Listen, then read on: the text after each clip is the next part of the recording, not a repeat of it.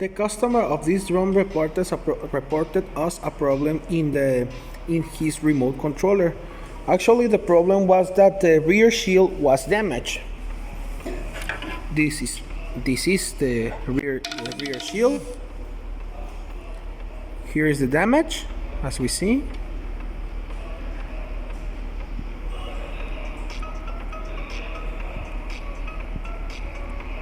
Here it is.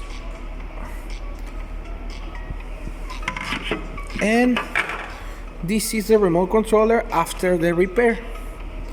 If we see, the serial number of this remote controller is already erased, but we changed the rear shield, and if we see, if I try to move, doesn't move.